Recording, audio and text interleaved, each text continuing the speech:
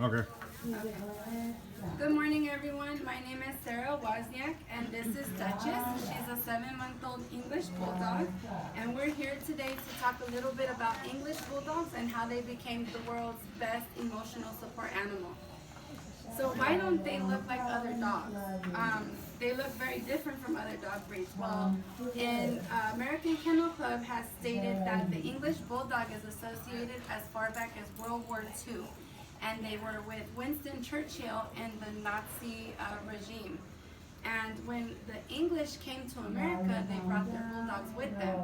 And they formed a club called the Bulldog Club of America in 1890. This became a law in New York on November 19th, 1904. So the English Bulldog sets them apart from other breeds. They come from descendants of the Boxer, which is a more commonly known breed. One of the things you'll notice on them is their big underbite, where her teeth show, and that is a big deal with this breed because this causes a lot of issues with their breathing and such.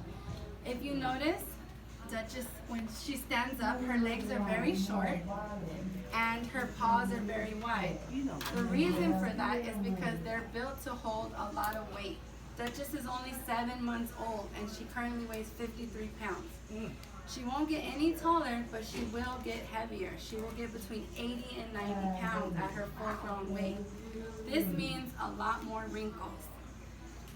So we wonder why people continue to purchase this breed. They have so many problems. They have breathing problems, ear infections, skin allergies, and believe it or not, the English Bulldog can be allergic to humans, just like humans can be allergic to dogs.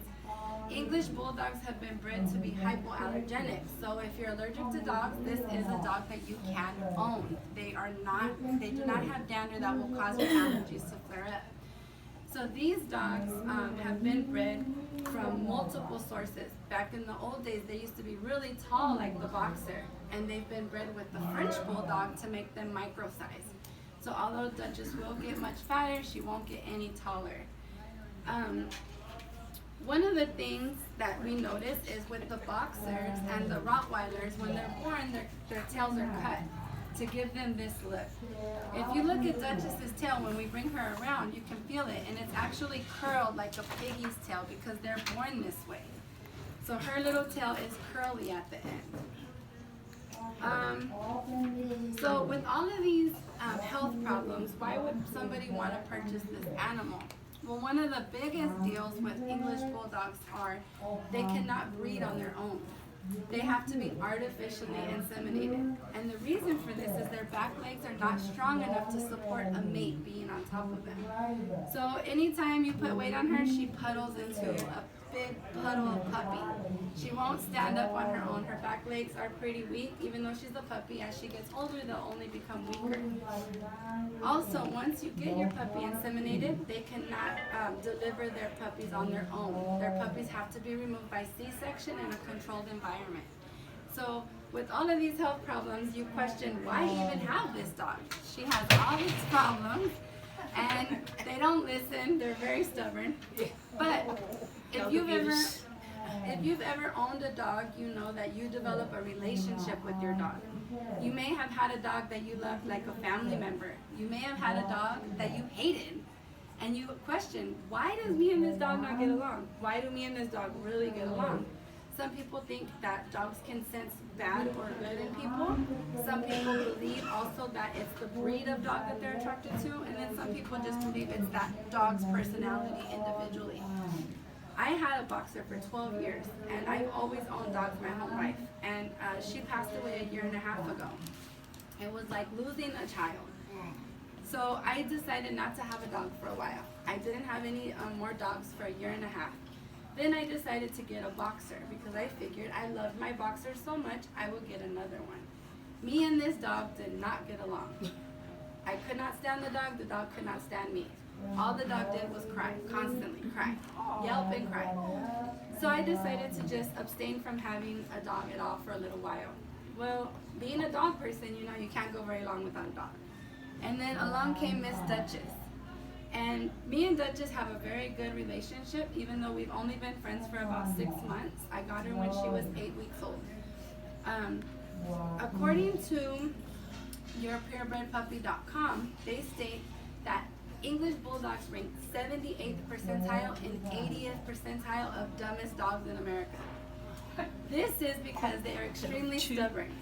They don't do anything on command.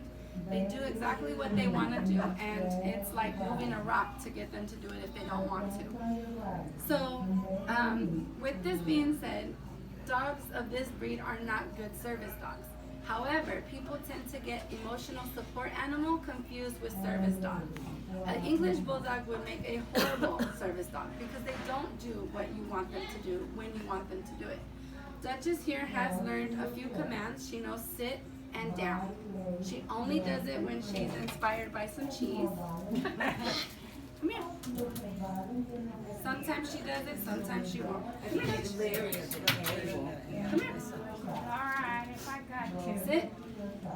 Sit. Sit. Today's not the day. Sit. Down. This is a perfect example why English Bulldogs are not great service dogs. Now, if I was to tell her to come lick me to death, she'd do it. English Bulldogs make great emotional support animals, and they are great for going to hospitals and helping people recover when they're after surgery. Sit. Sit. No? Still no? Okay. No. She'll sit when she wants, or if I put the cheese away.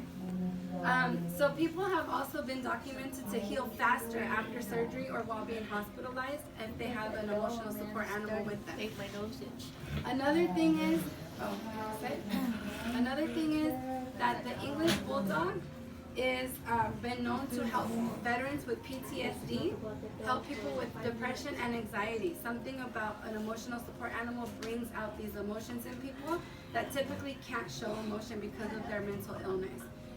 So with that being said, this is Duchess, and she's an English Bulldog, and she is in training to be an emotional support animal. This is because it helps people, and I run a clinic here in town, it helps people to develop a relationship with someone that doesn't judge them, doesn't see them for what they see themselves. So English Bulldogs are great emotional support animals. And I thank you guys for listening to our speech, and Duchess will be around shortly to come and greet you guys and meet everyone. Thank you. Thank you.